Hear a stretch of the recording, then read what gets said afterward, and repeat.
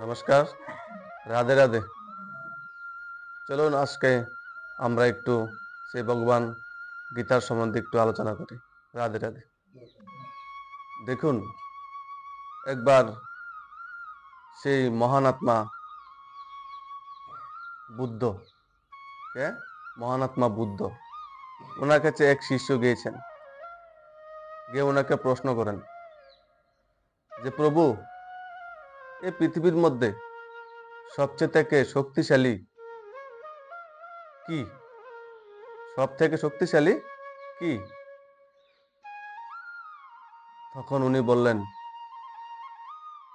সব থেকে শক্তিশালী হচ্ছে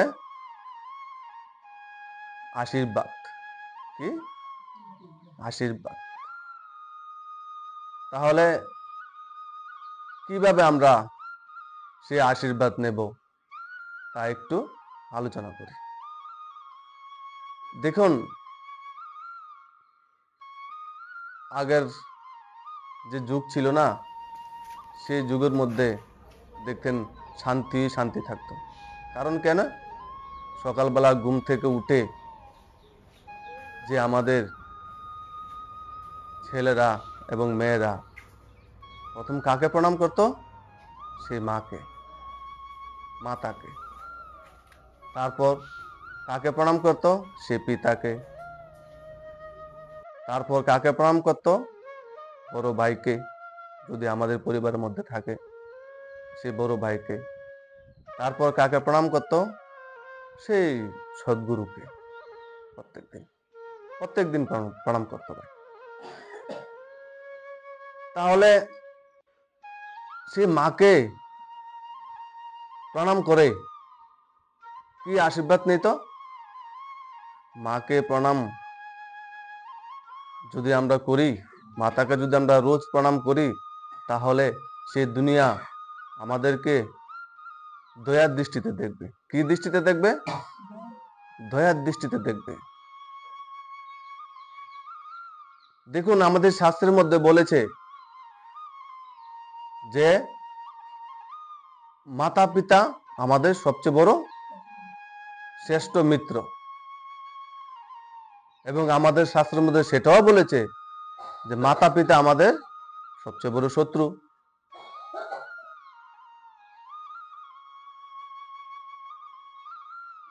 তো মাতা পিতা কখন শত্রু হয়ে যায়? যখন সেই ছেলে মেয়েদেরকে সেই ভগবান গীতার সঙ্গে না মিলিয়ে দেয়, সেই সৎসঙ্গর সঙ্গে ওনাকে না মিলিয়ে দেয়, ওনার নিজেকেও জানতে হবে এবং ছেলে মেয়েদেরকেও শেখাতে হবে। তো সেই মাতা যদি আমাদেরকে আশীর্বাদ করে, তাহলে আমরা কি হতে পারবো? সেই প্রহ্লাদের মতো। কার মতো? সেই প্রহ্লাদের মতো ভাই। প্রহ্লাদ কি করেছেন? 5 বছরের মধ্যে সেই হরি লাভ করেছেন। আর আমরা এখন 70 হয়ে গেছে, এরপরও হরি আমরা লাভ করতে পারি না। কিন্তু সেই প্রহ্লাদ 5 বছরের হরি লাভ করে নিয়েছে। কার কারণে? সেই মাতার কারণে। সে জন্মদাত্রী সেই মাতার কারণে। প্রহ্লাদ উনি যখন মার গর্ভের মধ্যে ছিল, তখন উনি কি করেছেন? উনি সেই সৎসঙ্গর জ্ঞান সেবন করেছেন। কি করেছেন? সৎসঙ্গের জ্ঞান শ্রবণ করেছেন। জ্ঞান কি করেছেন? শ্রবণ করেছেন। কার কাছ থেকে? সেই গুরু নারদের কাছ থেকে। উনি যখন সৎসঙ্গে গিয়ে জ্ঞান সেবন করেন, তখন প্রহ্লাদ মার পেটের মধ্যে ছিল ভাই। তো পেটের মধ্যে উনি শুনেছেন। আমাদের শাস্ত্রের মধ্যে লেখা আছে যে মার গর্ভের মধ্যে সন্তান যখন থেকে সৃষ্টি হয়, তখন থেকে যদি সৎ কথা শ্রবণ করতে পারে, তাহলে উনার সন্তান শ্রেষ্ঠ হয়।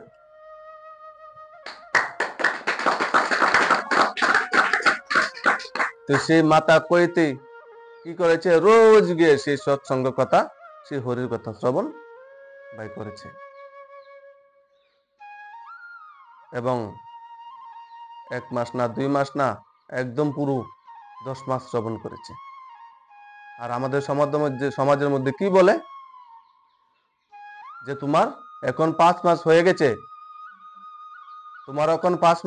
তুমি এখন সেই ভগবান গীতার কথা, ভগবান সেই পুজো তুমি দিতে পারবে না, তোমার এখন অসুস্থ লেগে গিয়েছে। কিন্তু আমাদের শাস্ত্র তো বলে দিয়েছে সেই মাতা কৈতি রোজ সৎসঙ্গে গিয়ে সৎ কথা শ্রবণ করত। তাহলে আমাদের মাতারা কি করবেন, রোজ যখন সন্তান পেটের মধ্যে সৃষ্টি হবে তখন রোজ সৎ কথা আপনারা শ্রবণ করবেন।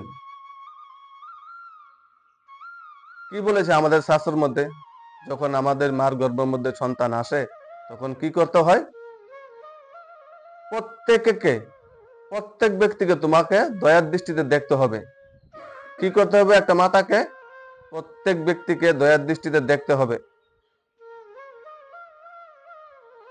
এবং কোনো সৎ কাজ সৎকর্ম ওনাকে করতে হবে। যদি পারেন সেবা করাবেন, যদি পারেন গরিব দুঃখী যারা আছে ওনাকে একটু গুদ্দুর সেবা করবেন, ওরা আপনাকে আশীর্বাদ দেবে। আপনাকে যে আশীর্বাদ দেবে সেই আশীর্বাদ আপনিও পাবেন, আপনার ছেলেও বা মেয়েও, যে সন্তান গর্ভের মধ্যে থেকে সেও পাবে। তারপর বলে দিয়েছে আমাদের সন্তান যখন পেটের মধ্যে সৃষ্টি হয় তখন আমরা যাতে একটাও মিথ্যা কথা না বলি। যখন আমরা সত্যর সঙ্গে কালেকশন না থাকবো তখন তো আমাদের মুখ দিয়ে মিথ্যা কথা বেরোতেই থাকবে। বলে দিয়েছেন সে মার পেটের মধ্যে যখন বাচ্চার সৃষ্টি থাকে তখন আজে বাজে খাবার যাতে আমরা গ্রহণ না করি।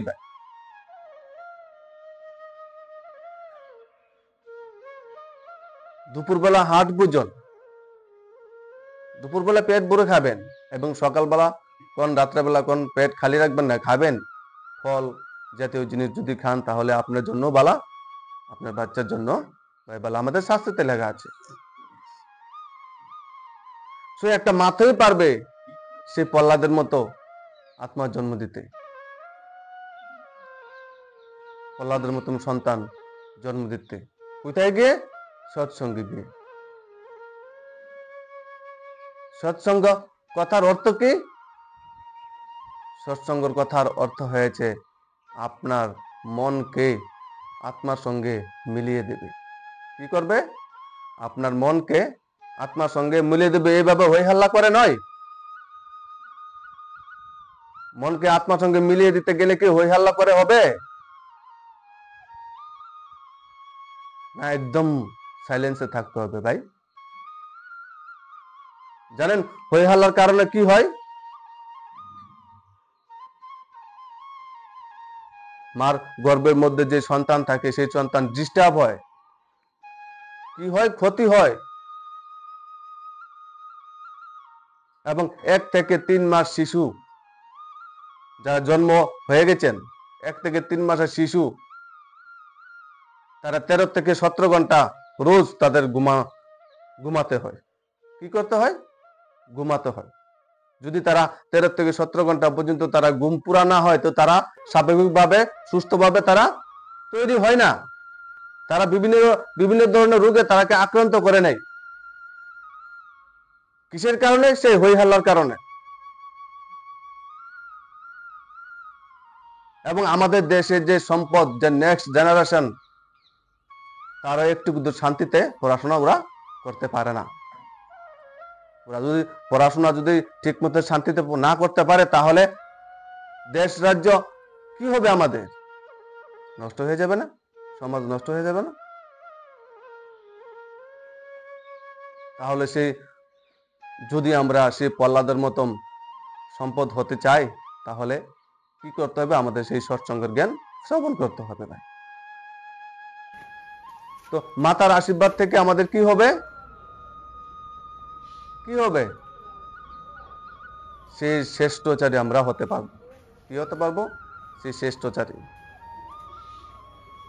তারপর বলে দিয়েছে যে পিতা ও তোমার আশীর্বাদ দিতে হবে। পিতার আশীর্বাদ দিলে কি হবে? যদি নেই আমরা, তোমার কাছে কোনো দিন ধন সম্পদের অভাব থাকবে না। কি থাকবে না? ধন সম্পদের অভাব থাকবে না ভাই। সেই পিতা কে ছিলেন? সেই কপিল মুনির পিতা নাম কি? সেই গর্দন ঋষি। নাম কি? সেই গর্দন ঋষি। সেই গর্দন ঋষির ছেলে কে? কপিল মুনি। ওনার পিতার কাছ থেকে কি শিখেছেন? শাস্ত্র। উনি কি লিখেছেন? শাস্ত্র লিখেছেন সেই কপিল মুনি। কার আশীর্বাদে? সে পিতার আশীর্বাদে। মাকে কি বলেছেন? দেববতীকে। দেববতী মাকে কপিল মুনির মাতার নাম কি ছিল? সে দেববতী। ওনাকে কি বলেছেন? যে মা, আমি যখন তোমার গর্ভে ছিলাম না, তখন আমি সে প্রভুকে সাক্ষাৎকার করেছি, যে আমি পৃথিবীর মধ্যে যখন জন্ম নেব না, তখন আমি সেই পৃথিবীর কল্যাণের জন্য আমি চিন্তা করব। তো সেই কপিল মুনি কি ভাই একা সাক্ষাৎকার করেছেন? আমরা সবাই সাক্ষাৎকার করেছি। সবাই তো সাক্ষাৎকার করেছি, কিন্তু সবাই এসে সেই পৃথিবীর জন্য কি কল্যাণ করেছি ভাই? উনি তো সারা দুনিয়াকে জ্ঞান দিয়েছে। উনি তো সৃষ্টির জন্য অনেক শ্রেষ্ঠ কর্ম করেছে, কিন্তু আমরা কি করেছি? সেই হাই হল্লা করে সেই ছোট্ট বাচ্চাদেরকে অসুস্থ করছি। সেই লেখাপড়া যারা করিতেছে আমাদের দেশের সম্পদ, ওরা ঠিক মতো তারা লেখাপড়া করতে পারে না। তাহলে সেই পিতা যদি আমাদেরকে আশীর্বাদ করে, তাহলে কি হব? আমরা সেই কপিল মুনির মতন হতে পারবো।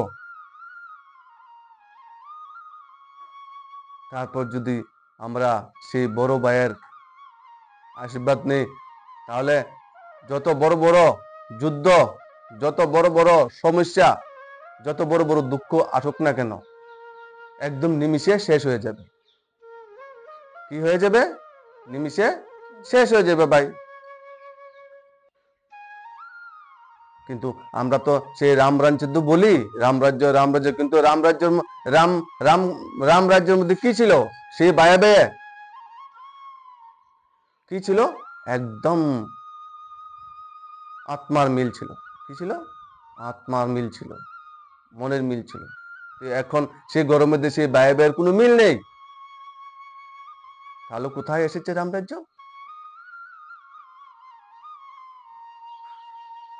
সেই ভাই পাশে থাকার ফলে সেই রাম এত বড় পাওয়ারফুল রাবণকে যুদ্ধে হারিয়েছে। কাকে হারিয়েছে? এত বড় পাওয়ারফুল রাবণকে যুদ্ধে হারিয়েছে ভাই। রাবণ যখন অন্তিম শয্যা পৌঁছে আছে, অন্তিম শ্বাস যখন উনি নিচ্ছেন, তখন সেই রাম লক্ষ্মণকে কি বলেন? যে লক্ষ্মণ, তুমি যাও, সেই মহাজ্ঞানী রাবণ থেকে কিছু শিক্ষা নিয়ে এসো। কি নিয়ে এসো? সেই মহাজ্ঞানী রাবণ থেকে কিছু শিক্ষা নিয়ে তুমি এসো। তখন লক্ষ্মণ কি বলেন? না, আমি যাব না। অহংকারী, লোভী, সেই ক্রোধী রাবণ থেকে আমি কি শিক্ষা নেব? আমি যাব না। তখন সেই রাম কি বলেছে? না, তুমি যাও, আমি তোমাকে আদেশ করছি। তখন সেই লক্ষ্মণ সেই রাবণের পাশে গিয়েছেন। রাবণের পাশে গিয়ে কতক্ষণ অপেক্ষা করেছেন। তারপর সেই রাবণ ওনাকে কোনো জ্ঞান দেয় না।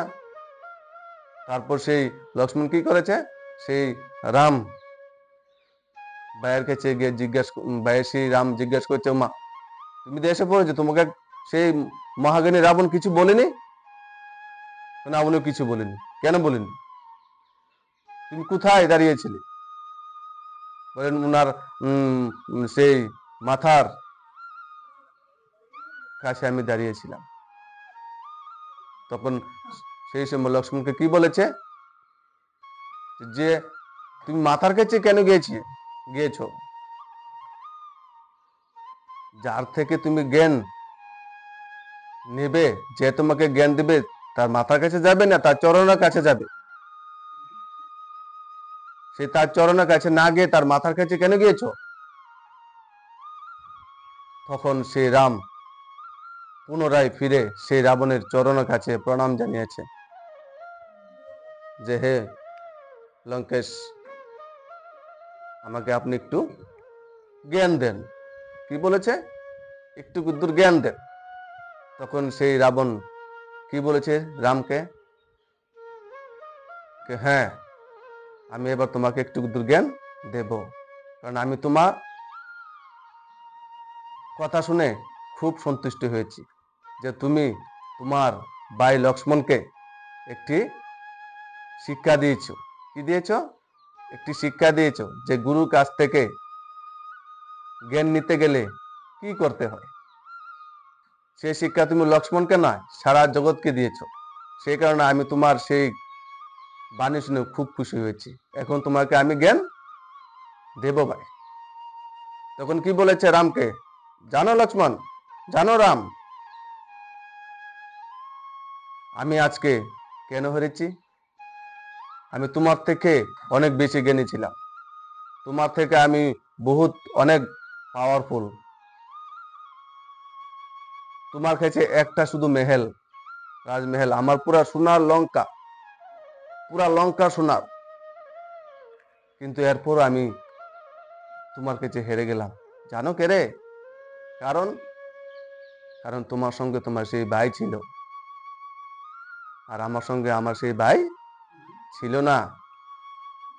সেই কারণে আমি তোমার সঙ্গে যুদ্ধ করে হেরে গিয়েছি।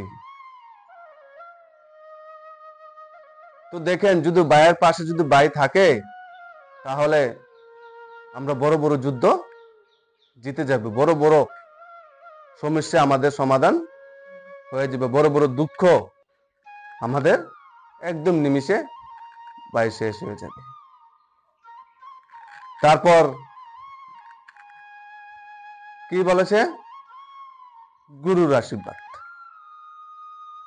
সবচেয়ে প্রথম গুরুকে মাতা আর পিতা। সে গুরু কত নম্বর?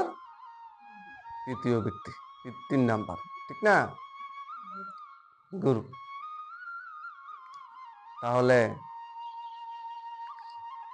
সে গুরুর আশীর্বাদ যদি আমাদের থাকে, তাহলে আমাদের কি হবে?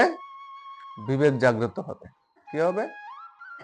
বিবেক জাগ্রত হবে। আমাদের বুদ্ধি ভালো থাকবে। কি ভালো থাকবে? আমাদের বুদ্ধি ভালো থাকবে। সেই গুরু আমাকে কি বানাবে? আত্মজ্ঞানী বানাবে। সে গুরু আমাকে কি করবে? অন্ধকার থেকে আলোতে নিয়ে যাবে। সে গুরু আমাকে কি করবে? সমস্যা সমাধান হয়ে যাবে। সে গুরু আমাদের কি করবে? ভালো সংস্কার শিখিয়ে দেবে। তো আমাদের প্রত্যেকের কি গুরু থাকা দরকার। সেই সদ্গুরু ভাই, সাধু। কি? সেই সাধু, যে সাধু নাকি কি করবে? তোমাকে মন থেকে আত্মাকে মিলিয়ে দেবে, মনের সাথে আত্মাকে মিলিয়ে দেবে। সে হচ্ছে আপনার সত্যিকারী গুরু ভাই। কি গুরু? সত্যিকারী গুরু। সে আমাদের যে পরম জ্ঞানী, সে কবির দাস কি বলেছে? जो सुख सत्संग में हुई वो सुख বৈকুণ্ঠ में না হই। মানে এতে কি বলেছে? মানে যে সুখটা আমরা সৎসঙ্গের মধ্যে পেয়ে যাব, সেই সুখ আমরা বৈকুণ্ঠ আমরা পাবো না। বৈকুণ্ঠে যেতে হলে আমাদের কি করতে হবে? সেই গুরু আমাদেরকে লাগবে, সেই গ্রন্থ আমাদেরকে লাগবে, সদ্গুরু আমাদেরকে লাগবে। সেই গুরু ছাড়া, যেই সাধু ছাড়া, যে সাধু আপনাকে কি করবে? মনের সঙ্গে আত্মাকে মিলিয়ে দেবে, সেই সদ্গুরু আমাদের সবাইকে লাগবে বাইরে, যদি আমরা বৈকুণ্ঠ যেতে চাই। এবং বৈকুণ্ঠ মৃত্যুর পরে না, জীবিত থাকতে থাকতে আমরা লাভ করতে পারবো। জীবিত থাকতে থাকতে আমরা বৈকুণ্ঠ লাভ করতে পারবো। সেই গুরুর বাণী আমরা কি করতে হবে? ফলো মানে ধারণ করতে হবে। কি করতে হবে? শ্রবণ করতে হবে। হাই হুল্লা নয়। হাই হুল্লা করে আমরা কি বৈকুণ্ঠ ধারণ করব?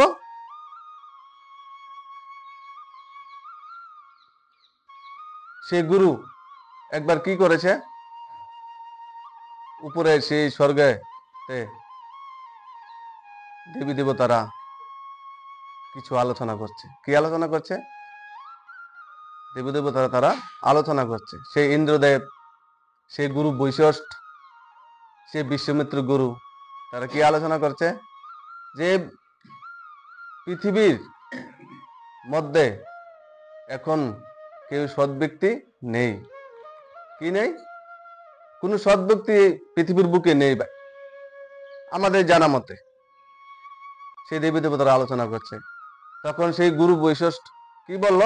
সেই বিশ্বমিত্র গুরুকে এবং ইন্দ্রদেবকে কি বলল? যে হ্যাঁ, আছে একজন গুরু, আছে একজন সৎ ব্যক্তি। তখন সেই বিশ্বমিত্র বলল, কে সেই সৎ ব্যক্তি? তখন সে গুরু বৈশিষ্ট্য বলল যে সেই সৎ ব্যক্তি হয়েছে সেই রাজা হরিশ্চন্দ্র। কে? যে রাজা হরিশ্চন্দ্র, সেই পৃথিবীর মধ্যে, পৃথিবীর বুকে এখন সেই সৎ ব্যক্তি আছে ভাই। তখন সেই বিশ্বমিত্র গুরু কি বললেন? তাহলে আমার কি নিতে হবে? পরীক্ষা নিতে হবে। তুমি যে বললে তোমার কথা কি সত্য নাকি আমার পরীক্ষা নিতে হবে। তখন তিনি সেই বৈকুণ্ঠ ধাম থেকে নিচে এসে নামলেন রাজা হরিশ্চন্দ্রকে সে পরীক্ষা নেবার জন্য। তখন উনি কি বেশে এসেছেন? সে আবার পুনরায় সেই সাধু বেশে এসেছেন। তখন সেই জঙ্গলের মধ্যে সেই হরিশ্চন্দ্র সাথে দেখা হল। তখন সেই হরিশ্চন্দ্রকে বলেন যে রাজা মশাই, আমার একটি যজ্ঞ করার জন্য, কি বলে, আমার একটি যজ্ঞ করার জন্য আমার কিছু বস্তু সামগ্রী লাগবে। যদি আপনি সেই ব্যবস্থা করে দেন তাহলে আমি সেই যজ্ঞটা করতে পারব। তখন সেই রাজা হরিশ্চন্দ্র কি বলেন? হ্যাঁ অবশ্যই, আমি কেন করব না? সাধু মহারাজ, কেন করব না? অবশ্যই করব। আমার রাজদরবারে কালকে তুমি যাবে। আমার এই সেই রাজদরবারে 8টি দরজা আছে, সেই 8টি দরজা আপনার জন্য খোলা আছে।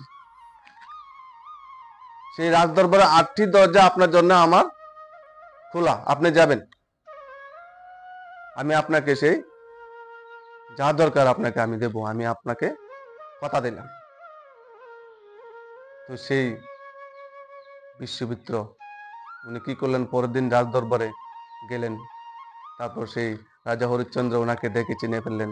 কালকে যে গতকালকে উনি কথা দিয়েছেন। তখন সেই হরিশ্চন্দ্র বলেন, সন্ত কে বলেন যে বলেন আপনার কি চাই সেই যজ্ঞ করার জন্য, আমি দিতে প্রস্তুত।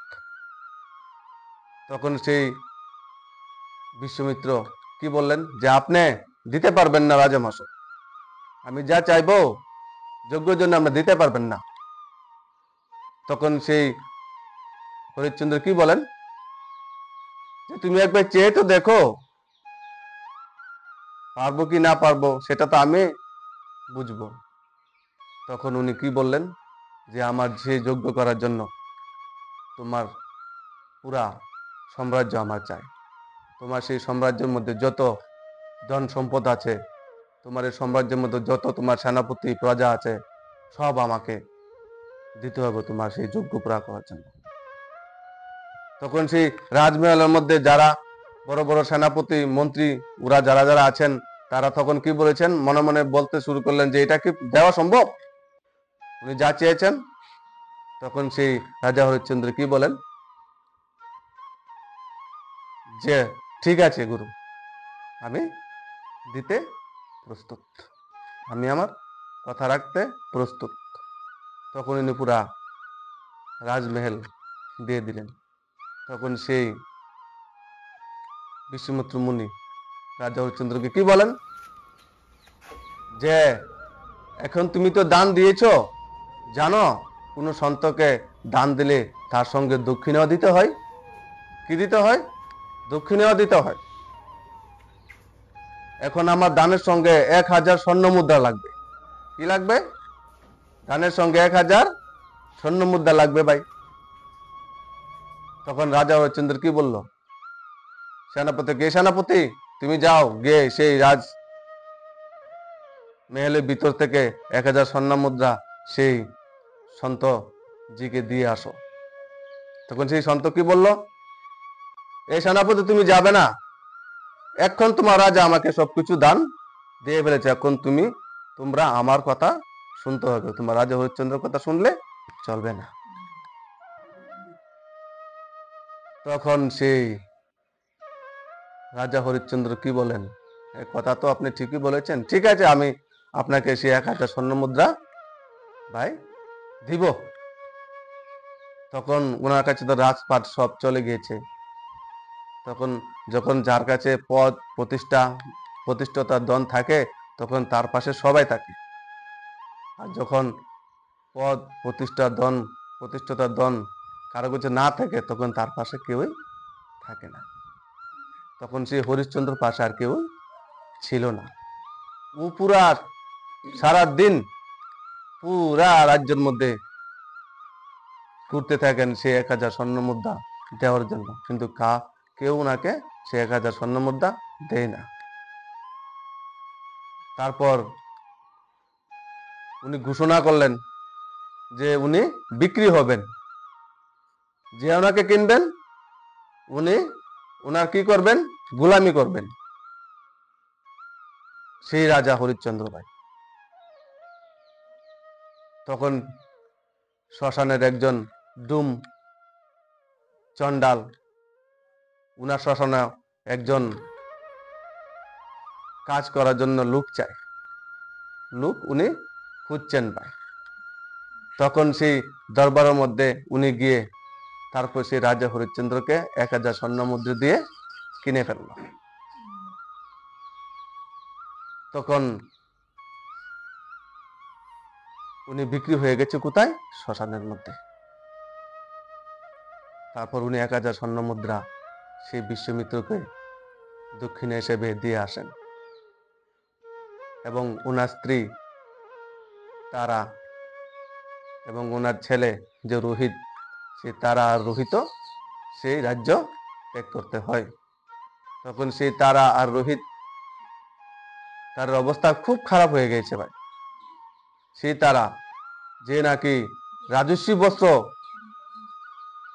বস্ত্র সবসময় ভাই পরেছিল, সেই তারা এখন খুব করুণ অবস্থা। কি অবস্থা?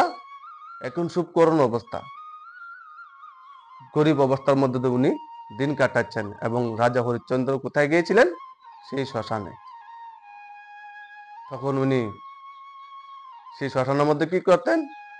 মৃত লাশ পুরা দিতেন, অন্তিম সংস্কারের কাম উনি ভাই করতেন।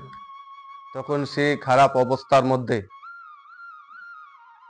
একদিন কি হয়েছে, সেই রোহিতকে সাপে কামড় দিয়েছে। কি করেছে?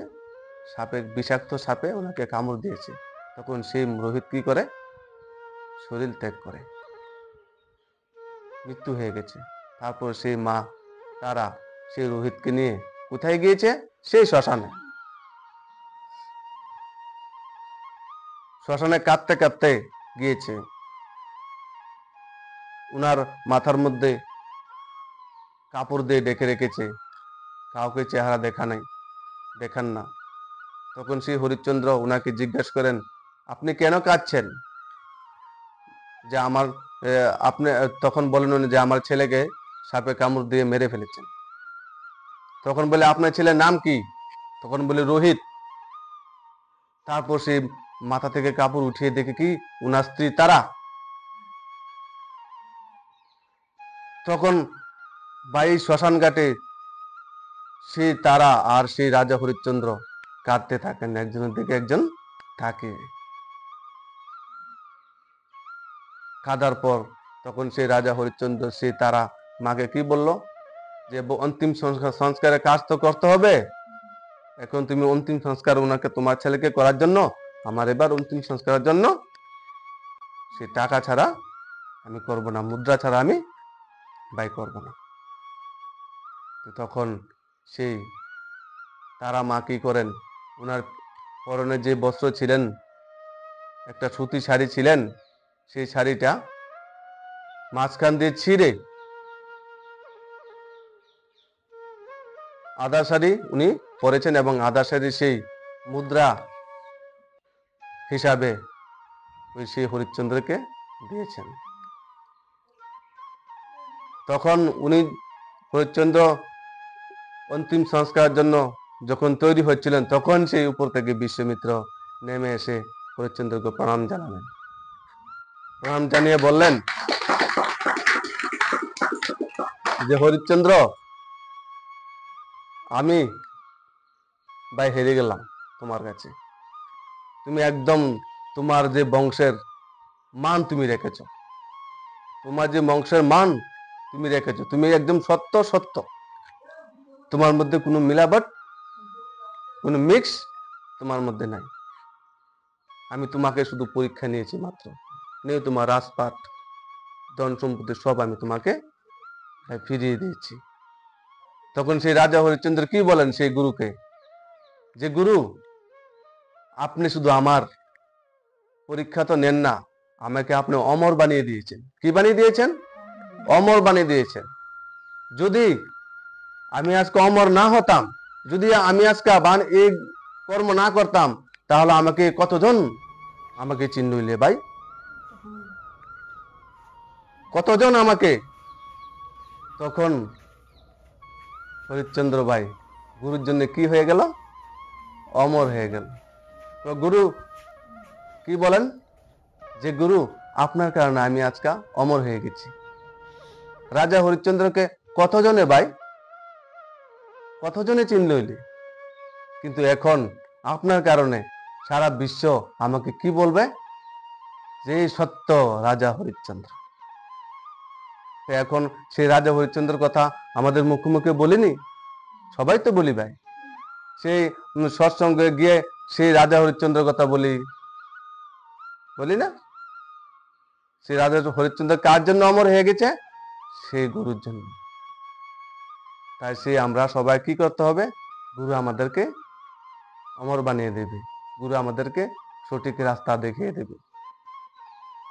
আজকা এখানে আমার বাণী শেষ করলাম, কালকে আবার নতুন করে নিয়ে আসবো।